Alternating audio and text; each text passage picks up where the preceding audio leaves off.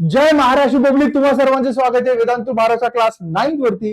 कारण 9वीच्या मुलांसाठी आपण भूगोलाचा पहिला धडा घेऊन आलो, ज्याचं नाव आहे वितरणाचे नकाशे. माझं नाव आहे निलेश सर. आज आपण इथे मजा करणार आहोत. भूगोलामध्ये हा पहिला धडा घेणार आहे कारण तुम्हा सर्वांच्या कमेंट मी वाचवतो. त्या कमेंट मध्ये बऱ्याच गोष्टी होत्या की सर एसएसटी मराठी सुरू कधी करताय. तुम्ही इंग्रजीचं घेतलं सर आणि एसएसटी मराठीमध्ये तुम्ही इतिहास पण घेतलं, पण भूगोलाचा पहिला धडा सुरू कधी करताय. तर आज हा भूगोलाचा पहिला धडा आपण सुरू करतो. ओके, हा चला. ज्याचं नाव आहे वितरणाचे नकाशे, जो की अत्यंत इम्पॉर्टंट आहे, ज्यामध्ये आपण 3 प्रकारचे जे काही नकाशे या ठिकाणी बघणार आहे. टिंब पद्धत नकाशा, क्षेत्रगणी आणि समगणी. टिंब पद्धत म्हणजे काय, टिंब असणारा. क्षेत्रगणी म्हणजे काय, क्षेत्रानुसार तिथं गोष्ट असते, क्षेत्रानुसार तो नकाशा असतो. समगणी म्हणजे काय, ज्यामध्ये समान गोष्टी त्या ठिकाणी दिलेल्या असतील त्याला आपण समगणी पद्धत असं म्हणतो. तर हे सगळं सांगण्या अगोदर तुमच्यासाठी सर्वात महत्वाची गोष्ट, 10वी साठी तुमच्या मित्रमैत्रिणींसाठी, तुमच्या दादासाठी, तुमच्या दिदीसाठी, तुमच्या ताईसाठी आणि या सगळ्यांसाठी एक महत्वाची बॅच आपण घेऊन आलो. 10वी साठी स्कॉलर बॅच, ज्यामध्ये आपण एकूण एक विषय शिकवणार आहोत, ज्यामध्ये तुमचं सायन्स आहे, मॅथ्स आहे, एसएसटी मराठी आणि इंग्रजीमध्ये आहे, त्यानंतर मराठी आहे, हिंदी आहे, संस्कृत आहे आणि इंग्रजी आहे, दोन्ही माध्यमांसाठी. त्या सगळ्या गोष्टी अत्यंत महत्वाच्या आहेत. तो स्कॉलर बॅच क्लास 10 साठी आपण सुरू करतो आहोत. 2999 तुम्हाला बॅच भेटते, अत्यंत स्वस्त आहे. आणि कॉम्बो मध्ये तुम्हाला काय भेटतंय, कॉम्बो मध्ये तुम्हाला एक्स्ट्रा 4 पुस्तकं भेटतात. ओके, त्याची प्राइस आहे 3599, म्हणजे किती, 36 रुपये प्राइस आहे. यामध्ये तुम्हाला maths science, maths 1, maths 2, science 1, science 2 ची तुम्हाला 4 बुक्स या ठिकाणी भेटतात. ओके, हा चलो. 9वी साठी आपण बॅच लॉन्च केली आहे तुम्हा सर्वांसाठी. या पटकन वाट कोणाची बघताय, 9वी साठी बॅच ऑलरेडी आलेली आहे. तर आय वॉन्ट की तुम्ही सगळ्यांनी या ठिकाणी यावं आणि अभ्यास खूप छान करावा. न्यू बॅच आहे 11वी आणि 12वी या इयत्तांसाठी, जी की महत्वाची आहे. तुम्ही जॉईन नक्की करू शकता. आयव्ही सॅट 2026 यामुळे तुम्ही टेस्ट देऊ शकता आणि तुम्ही स्कॉलरशिप या ठिकाणी तुम्हाला मिळू शकते. आणि स्कॉलरशिप मिळायला तुमच्या डिस्काउंट तुम्हाला मिळेल अप टू 90% तुम्हाला स्कॉलरशिप या ठिकाणी मिळू शकते. तर जरूर या ठिकाणी या. तर वेदांतू तुम्हाला युट्यूबवर तर आम्ही शिकवतोच महाराष्ट्रामध्ये, पण या आता सोशल मीडिया चॅनल्सवर सुद्धा आम्ही आहोत. या ठिकाणी सुद्धा तुम्ही गोष्टी फुलफिल करू शकता. ओके, हा सुरू करूया. तुम्ही मागील इयत्तांमध्ये लक्षात घ्या, तुम्ही तुम्हाला नकाशा ऑलरेडी माहिती आहे, नकाशा थोडाफार तुम्ही बघितला असेल, तर तुम्ही जगाचा नकाशा अशा प्रकारे तुम्ही बघितला असेल, आहे की नाही. असा जगाचा नकाशा वगैरे असतो, बरोबर ना. अशा प्रकारे जगाचा नकाशा वगैरे असतो, आहे ना. तर हे नकाशे तुम्ही ऑलरेडी बघितले असेल, तुम्ही नकाशे खेळले पण असतील, आहे का नाही. तर हे जे नकाशे आहेत, हे नकाशे खूप महत्वाचे, बरं कळलं का. या नकाशांमध्ये तुम्ही परिसर अभ्यास कधी बघितला असेल, तुम्ही कधी जिल्हा, राज्य किंवा आपला देश या सगळ्यांबद्दल गोष्टी तुम्ही थोड्याफार बघितलेल्या असेल, ज्या तुम्हाला माहिती आहेत. आता लक्षात घ्या, यांचा उद्देश नेमका काय असतो. नकाशा म्हणजे काय, नकाशामध्ये तुम्ही तुमचं स्थान म्हणजे कुठे तुमचं लोकेशन आहे हे तुम्ही दाखवता, बरोबर आहे. आणि चलांचे वितरण, चलांचे वितरण म्हणजे काय, पाऊस कुठे कसं. चल म्हणजे काय, तर नकाशामध्ये दाखवली जाणारी गोष्ट. तुम्हाला माहिती, त्यामध्ये रस्ते दाखवतो आपण, लोहमार्ग दाखवतो, देश दाखवतो, जिल्हा दाखवतो, तालुका दाखवतो, राज्य दाखवतो, बरोबर की नाही.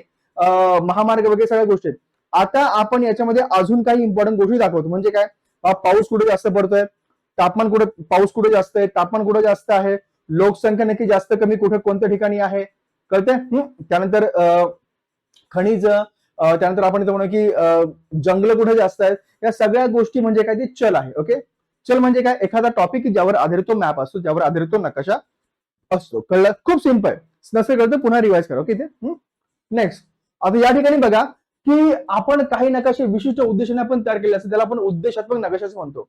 म्हणजे काही आपण जनरली आपण नकाशामध्ये काय बघतो, तुमचं राजधानी आहे, तुमचं राज्य आहे, तुमचा देश आहे, तुमचा जिल्हा आहे, बरोबर आहे, महत्वाचे रस्ते आहेत, त्यानंतर एअरपोर्ट वगैरे आहे आणि समुद्री रस्ते वगैरे किंवा समुद्री मार्ग त्यामध्ये दाखवलेले आहेत.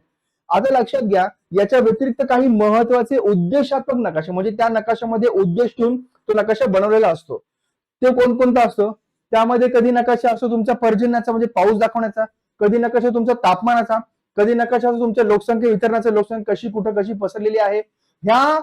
या विशिष्ट गोष्टी भोवती, त्या विशिष्ट गोष्टी तुमच्या नकाशामध्ये दाखवलेल्या असतात, त्यालाच आपण काय म्हणतो, उद्देश ठेवून नकाशा तयार केलेला असतो. ओके, पुढची गोष्ट लक्षात घ्या की यामध्ये या नकाशांचा उपयोग कसा होतो, की त्या प्रदेशामध्ये नक्की लोकसंख्या किती आहे, त्या प्रदेशामध्ये नक्की तापमान कुठं कसं असतं, किंवा त्या प्रदेशाची उंची कशा प्रकारची आहे, किंवा त्या प्रदेशामध्ये किंवा त्या जिल्ह्यामध्ये किंवा त्या राज्यामध्ये पाऊस कसा पडतो, कुठे जास्त पडतो, कुठे कमी पडतो, हे दाखवण्यासाठी तुम्ही उद्देशात्मक नकाशे यूज करू शकता. पण लक्षात घ्या, खूप महत्वाची गोष्ट, हे 3 प्रकार आहेत. ओके, पहिला प्रकार टिंब पद्धत, तर टिंब पद्धतीने तुम्ही असा नकाशा काढू शकता, जे मी तुम्हाला सांगणार आहे कसा काढायचा असतो, की त्यामध्ये कसा वापर होतो. हा नकाशा तुमचा एक क्षेत्रगणी ओके. हा नकाशा तुमचा आहे ना समघनी. सम म्हणजे काय?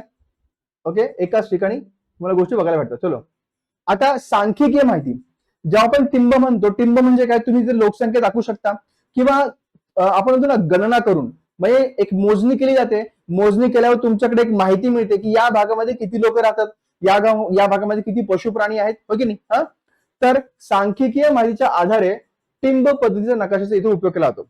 आता सांख्यिकीय पद्धत ही जनावरांची संख्या असेल किंवा माणसांची संख्या असेल, या पद्धतीचे नकाशे तयार करताना केवळ गणना करून मिळवलेल्या माहितीचा उपयोग केला जातो. म्हणजे गणना म्हणजे काय, आपण त्याची मोजणी करतो. गणना म्हणजे काय, आपण बघतो 1 2 3 4 किती लोक आहेत, 100 लोक, 200 लोक, 300 लोक किती लोक आहेत, हे आपण इथे मोजतो. एखाद्या प्रदेशामध्ये ज्या तऱ्हेने घटक वितरित झाला, म्हणजे काही भागामध्ये लोकसंख्या जास्त असते, काही भागामध्ये लोकसंख्या कमी असते, याला म्हणतात तो घटक. लोकसंख्या हा घटक कसा वितरित झालाय, पसरलेला आहे का एकाच ठिकाणी लोकसंख्या जास्त आहे. ओके, आणि हे तशाच तऱ्हेने तुम्हाला नकाशामध्ये टिंब देऊन, समजा लोकसंख्या एकाच जागी जास्त आहे, तो जास्त टिंब टिंग टिंग टिंग टिंग टिंग टिंग टिंग. समजा लोकसंख्या पसरलेली आहे, गावामध्ये लोकसंख्या पसरलेली असते, मग टिंब थोडीशी 1 टिंब 2 टिंब 3 टिंब 4 टिंब 5 टिंब 6 टिंब, अशा प्रकारे तुम्ही दाखवू शकता. ओके, कळतंय. नेक्स्ट, आता हे आहे अमरावती. अमरावतीचा हा नकाशा अत्यंत महत्वाचा आहे.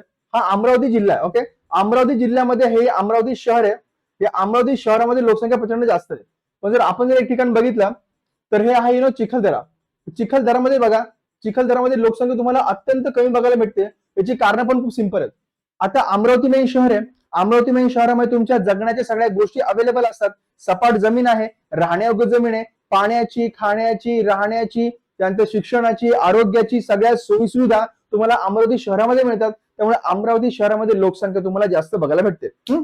पण इथे चिखलदरा आपण बघितलं, चिखलदरा तालुका जो आहे त्या ठिकाणी खूपच कमी टिंब आहेत, म्हणजे फक्त 15 टिंब आहेत. 1.5 लाख लोकसंख्या आहे. कारण एक टिंब आपण म्हटलेलं आहे, एक बिंदू म्हणजे किती, 10,000 लोकसंख्या, बरोबर ना. आता लक्षात घ्या, चिखलदरामध्ये काय, सातपुडा पर्वतरांग आहे, जंगल आहे, मेळघाटचा व्याघ्र प्रकल्प आहे. या 3 गोष्टी असल्यामुळे त्या ठिकाणी तुम्हाला कमी लोकसंख्या बघायला भेटते. आणि ती कमी लोकसंख्या आहे म्हणून तुम्हाला बघा इथे चराचं वितरण पण असमान आहे. म्हणजे कुठे इकडे थोडी, मध्ये नाहीये, मध्ये नाही, अशा प्रकारच्या गोष्टी. त्यामुळे ज्या याची आता ही झाली भौगोलिक कारणे, पण टिंब पण दाखवताना की लोकसंख्या इथे जास्त आहे त्यामुळे टिंब या ठिकाणी जास्त असणार आहेत. आणि लक्षात घ्या, शहरी भागामध्ये टिंब दाखवताना सगळे टिंब आपण युज करू शकत नाही. म्हणजे खूप जास्त बारीक बारीक बारीक टिंब मोजणं पण अवघड होतं. मग त्याचा उपयोग करण्यासाठी आपण काय करतो, समजा संख्या खूपच जास्त आहे, ती संख्या खूपच जास्त आपण दाखवण्यासाठी काय करतो, कधी कधी आपण मग युज करतो मोठ्या गोलाचा. तर आपण गोलाचा उपयोग करतो. तर इथं बघा अमरावतीमध्ये लोकसंख्या प्रचंड आहे, त्यामुळे आपण काय करतो, 5 लाखाचा एक मोठा गोल टाकला, बाकी छोटे छोटे छोटे छोटे गोल इथे टाकले. म्हणजे 10 लाखाच्या आसपास आपण असं म्हणूया की इथे अमरावती शहराची लोकसंख्या आहे. अमरावती नावाचा तालुका जो आहे त्याची लोकसंख्या आहे. कळतंय. इथे बघा वरुडमध्ये तुम्ही 1 लाख टाकले म्हणजे वरुडमध्ये पण लोकसंख्या आहे. त्यानंतर अचलपूर, ओके, आपण या ठिकाणी बघितलं अचलपूर, सुरजी किंवा अंजनगाव, सुरजी आणि अचलपूर. तर याच्यामध्ये तुम्हाला लोकसंख्या जास्त बघायला भेटते. ही अत्यंत महत्वाची आहे. या ठिकाणी तुम्हाला 1 2 2 लाख लोकसंख्या बघायला भेटते, जी एक महत्वाची गोष्ट आहे. हे 50,000 आहे आणि हे 1 लाख आहेत. ओके, चला, कळलं. लोकसंख्या जास्त तबा टिंब जास्त. समजा शहरी लोकसंख्या आहे त्या ठिकाणी गोलाचा वापर होतो, आणि ग्रामीण लोकसंख्या दाखवताना बारीक बारीक टिंबांचा वापर होतो, कारण ती लोकसंख्या पसरलेली असते, एका ठिकाणी नसते. शहरी लोकसंख्या एका ठिकाणी असते म्हणून आपल्याला मोठा गोल इथं वापरावा लागतो. साधं सोपं सरळ. ओके, टिंबाद्वारे वितरण दाखवताना टिंबाचे मूल्य तुम्हाला ठरवं लागतं. बाबा किती लोकसंख्या आहे टोटल, मग टिंब दाखवायचे किती. समजा टिंब खूप दाखवावे लागतील, मग मोठा गोल तयार करायचा. कळतंय. त्यामुळे अत्यंत इम्पॉर्टंट गोष्ट काय की त्या प्रदेशातील घटकांच्या सांख्यिकीय माहितीचे कमीत कमी किती लोकसंख्या किंवा जास्तीत किती लोकसंख्या आपल्याला दाखवते. छोटा टिंब आपण 10,000 म्हटलं तर मोठा गोल आपण किती, 2 लाख, 5 लाख, 20 लाख, 10 लाख. हे डिपेंड करतं, हे ठरतं कशावरती की लोकसंख्या नेमकी किती आहे त्या पर्टिक्युलर प्रदेशाची. आता बघा, हे मूल्य ठरवताना टिंबाचे आकारमान, ओके, टिंबाचे आकारमान, घटकांची घनता किती, म्हणजे घनता म्हणजे काय, एका ठिकाणी किती लोक राहतात, आणि नकाशाचं प्रमाण, नकाशा छोटा आहे का मोठा आहे का अजून मोठा आहे का एकदमच बारीक आहे, त्याच्यावर ठरतं की तुम्ही किती टिंब युज करू शकाल. समजा नकाशा मोठा आहे, तुम्ही त्यावरती जास्त टिंब युज करू शकता, काही प्रॉब्लेम नाहीये. पण नकाशा छोटा असेल मग तुम्हाला त्यावरती मोठे मोठे गोल तुम्हाला वापरावे लागतात. ओके, कळलं. आता पुढची गोष्ट बघा काय सांगितलेली आहे. प्रत्येक उपविभागातील प्रशासकीय सीमा, म्हणजे उपविभाग म्हणजे काय, त्यामध्ये तुमचा तालुका असेल किंवा जिल्हा असेल, ओके, तालुका असेल, जिल्हा असेल, किंवा राज्य असेल, तर या प्रत्येक उपविभागातील प्रशासकीय सीमा घटकांच्या संख्येसाठी किती टिंबे द्यावे ते ठरवलं लागतं.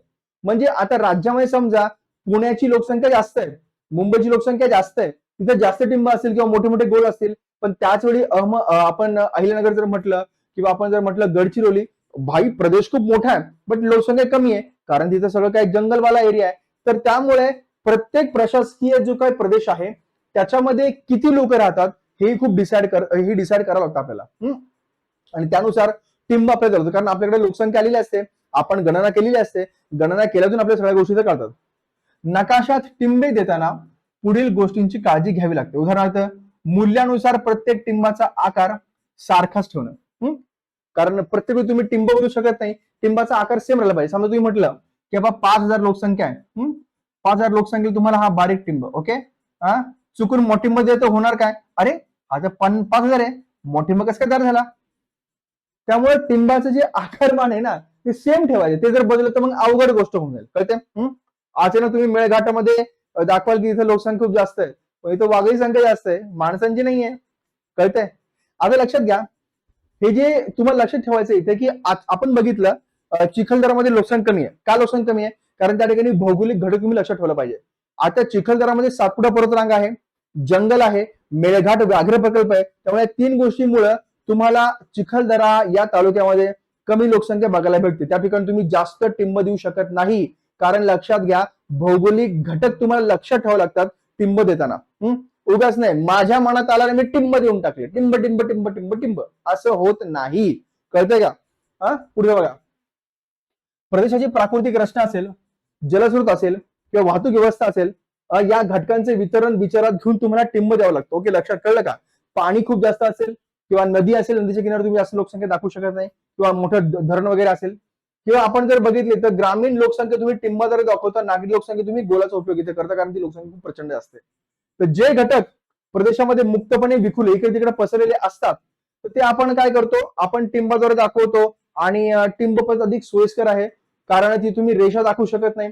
कधी कधी काय होतं की आता चिखलदऱ्यामधला जो काही मधला भाग आहे त्या भागामध्ये नेमका मेळघाट प्रकल्प आहे आणि चिखलदऱ्याच्या बॉर्डर पाशी तुम्हाला लोकसंख्या बघायला भेटते, कारण त्या ठिकाणी मेळघाट प्रकल्प नाही, त्या ठिकाणी मोठं जंगल नाहीये. तर हे खूप महत्वाची गोष्ट आहे, लक्षात घ्या. ओके, कारण जंगल कुठे पसरलेलं आहे किंवा पर्वतरांग कुठे आहे यानुसार ठरतं की तिथं किती टिंब द्यायची किंवा टिंब त्यापासून लांब आहेत का जवळ आहेत. मुद्दा कळाला. पुढची गोष्ट बघा काय, आता यामध्ये आपण बघूया की इथं पुन्हा ते सांगितले अमृतसरची लोकसंख्या किती आहे, तर 5 लाख आणि हे टिंब मोजा किती लोकसंख्या असेल, 20 लाख असेल का 15 लाख असेल, हे तुम्ही सांगायचंय. नकाशातील 1 लाख लोकसंख्या असलेल्या ठिकाणाचे नाव काय. 1 लाख लोकसंख्या असलेल्या ठिकाणाचं नाव आहे तुमचं अचलपूर, आणि 50,000 वरुड आणि अंजनगाव. ओके, जिल्ह्यामध्ये कोण दिशे लोकसंख्येचं प्रमाण खूपच कमी आहे, या दिशेला लोकसंख्येचं प्रमाण खूपच कमी आहे चिखलदरामध्ये. आपण या ठिकाणी बघत होतो की ना लक्षात घ्या की खूप महत्त्वाची गोष्ट तुम्हाला मी सांगितलं की या ठिकाणी नकाशा दिला, नकाशावर तुम्हाला उत्तर द्यायचे. अमृतसरची लोकसंख्या नेमकी किती असेल, किती तुम्हाला किती 5 लाख दिले, तर 5 लाखाच्या पुढे लोकसंख्या असेल, एक अंदाज तुम्ही सांगायचा. ओके, तर हा तुमचा होमवर्क आहे. नकाशामध्ये लोकसंख्या कमी कुठे आहे, तर लोकसंख्या या ठिकाणी कमी, या भागामध्ये लोकसंख्या कमी कमी कारण सातपुडा आहे, पर्वतरांग या ठिकाणी गोष्टी, बरोबर आहे. आपण थोडी पुढची गोष्ट आपण या ठिकाणी बघितली. तर क्षेत्रगणित पद्धतीमध्ये काय होतं लक्षात घ्या की तुम्ही इथं छाया किंवा आपण तो सावली कमी जसं सावली वगैरे असते त्या सावलींचा उपयोग करून किंवा रंगछटाचा उपयोग करून या ठिकाणी नकाशा दाखवतो, आणि ज्यामध्ये स्पेसिफिकली डेन्सिटी किंवा आपण म्हणून घनता दाखवली जाते, घनता कुठे कमी जास्त आहे. नकाशे काढताना घटकांचं मापन म्हणजे काय, कसं मापन झालेलं आहे, त्यामध्ये कशी लोकसंख्या आहे, कुठे घनता जास्त कमी आहे, सर्वेक्षण या प्रक्रियेतून जी आपल्याला माहिती मिळते त्या माहिती आधारे आपण या सगळ्या गोष्टींचा उपयोग करतो. आणि मग जिल्ह्यांची माहिती, तालुक्यांची माहिती, त्यानुसार आपण तिथे ती रंगछटा दाखवतो. ओके, आता बघा या उपविभाग जे आहेत, उपविभाग म्हणजे काय बाबा की राज्यामधले जिल्हे असतील, जिल्ह्यामध्ये तालुके असतील. ओके, साधारणतः आपण 5 ते 7 गटामध्ये त्याचं काय करतो, इथे वर्गीकरण करतो. ओके, आणि प्रत्येक गटानुसार एकच रंगछटा किंवा कृष्णधवल आकृती बंद यासाठी आपण वापरतो. ही अत्यंत इम्पॉर्टंट गोष्ट तुम्ही लक्षात ठेवली पाहिजे.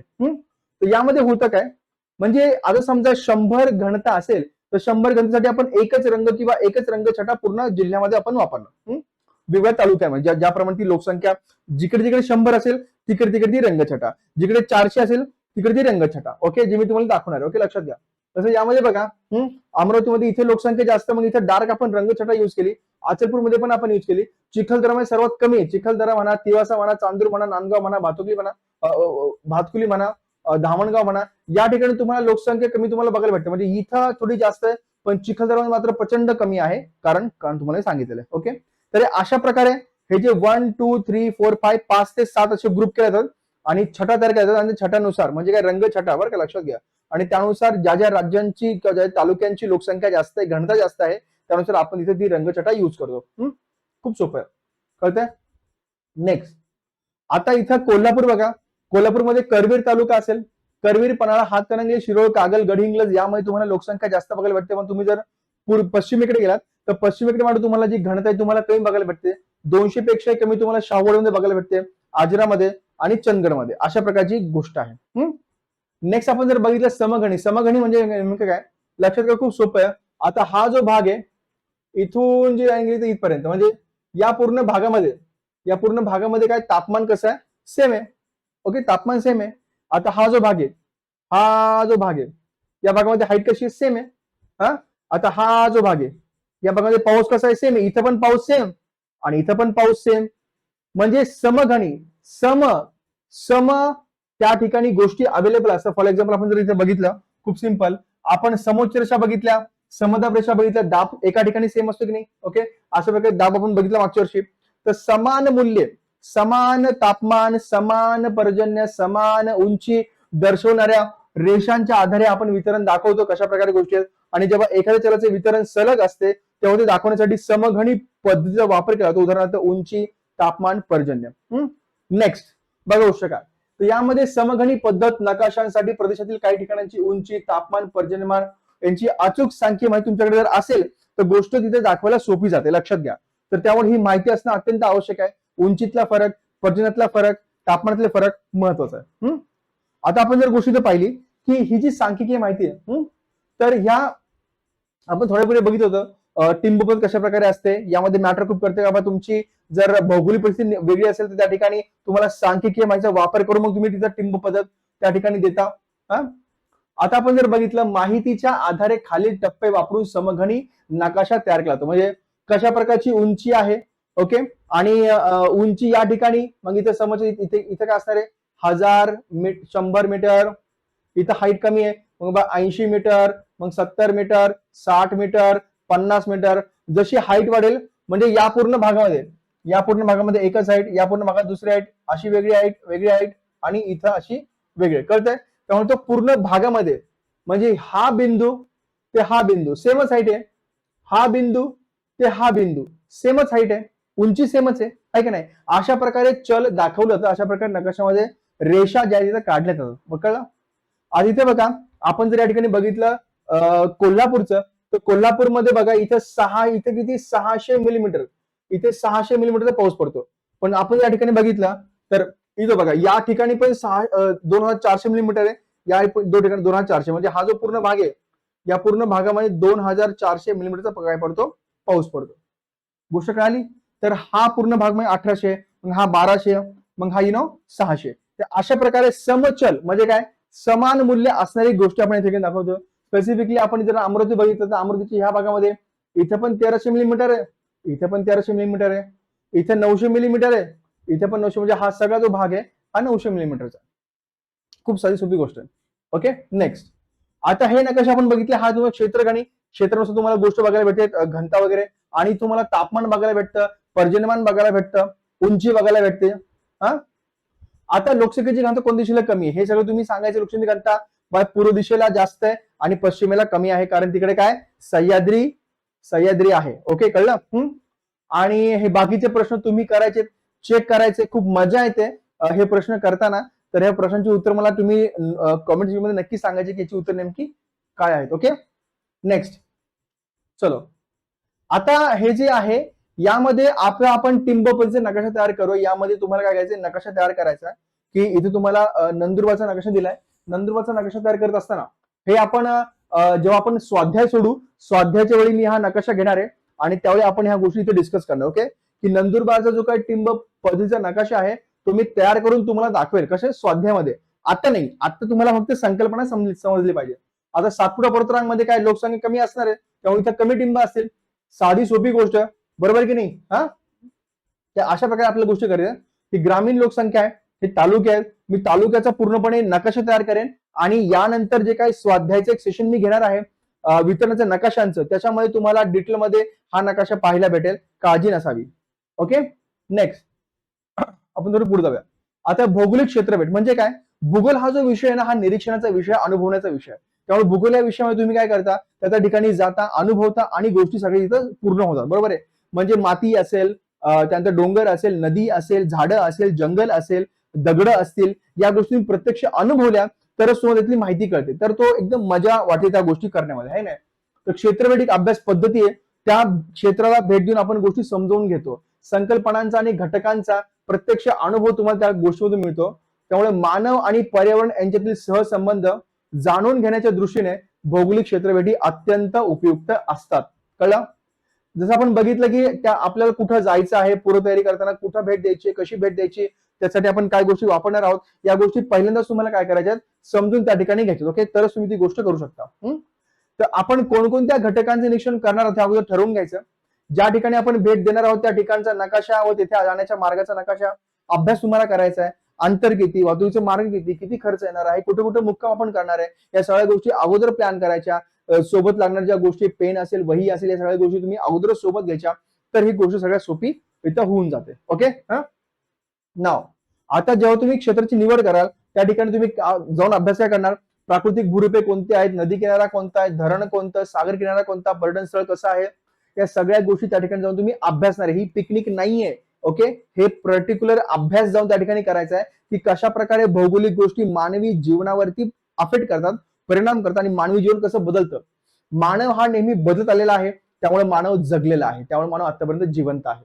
ओके, या गोष्टी अत्यंत महत्वाच्या आहेत. तुम्ही या सगळ्या गोष्टी स्थानिक आपण म्हणू की क्षेत्राची निवड केल्यानंतर तुम्ही त्या ठिकाणी जेव्हा क्षेत्रभेट कराल तर क्षेत्रभेट करताना तुम्ही नोंदवही असेल, नमुना प्रश्नावली, पेन, पेन्सिल, मोजपट्टी, टेप असेल, दुर्बीण असेल, होकायंत्र असेल, नकाश असेल, अशा गोष्टी तुम्ही त्या ठिकाणी घेऊन जाल. आणि त्या ठिकाणी अनोळखी व्यक्तींसोबत जास्त बोलायचं नाही. शिक्षकांनी दिलेल्या गोष्टींचं पालन करायचं, त्यांच्या सूचनांचं पालन करायचं. स्थानिक लोक जे असतील त्या ज्या सूचना तुम्हाला देतील त्या सूचनांचं पालन करून तुम्हाला क्षेत्रभेट यशस्वी करून दाखवायचे. कारण तुम्ही त्या क्षेत्रातले नाही आहात, तुम्ही बाहेरून आलेले आहात, त्यामुळे त्यांचं म्हणणं तुम्ही ऐकलं पाहिजे. ओके, अगदी साधी सरळ सोपी गोष्ट या ठिकाणी आहे. कळतंय? नेक्स्ट, तर तुम्ही सर्वांनी स्वतःसोबत इथं काय ठेवायचं बाबा, इथं फर्स्ट एड बॉक्स म्हणजे प्रथम उपचार पेटी तुमच्याकडे असली पाहिजे. आता कधी कधी आपण म्हणू की अचानक कंडिशन वगैरे येऊ शकते, कधी अवघड.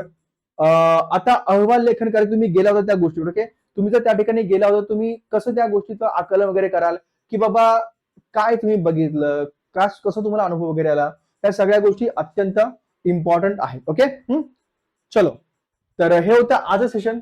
खूप महत्वाचं होतं. धडा खूप सोपा होता, जास्त अवघड नव्हता. 3-4 घटक यामध्ये महत्वाचे आहेत, ते तुम्हाला मी खूप सोप्या पद्धतीने समजून सांगितले. यातही तुम्हाला जर काय अडचण असेल, तुम्हाला कळलं असेल, थम्सअप करा आणि तुमचे डाऊट तुमचे कॉमेंट सेक्शन मध्ये येऊ द्या आणि चांगल्या चांगल्या गोष्टी कॉमेंट सेक्शन मध्ये नक्की सांगा. भेटूया नेक्स्ट सेशन मध्ये. तोपर्यंत अभ्यास करत राहा. Ta-ta, bye bye, take care, thank you so much. जय महाराष्ट्र. धन्यवाद गाईज, बाय बाय.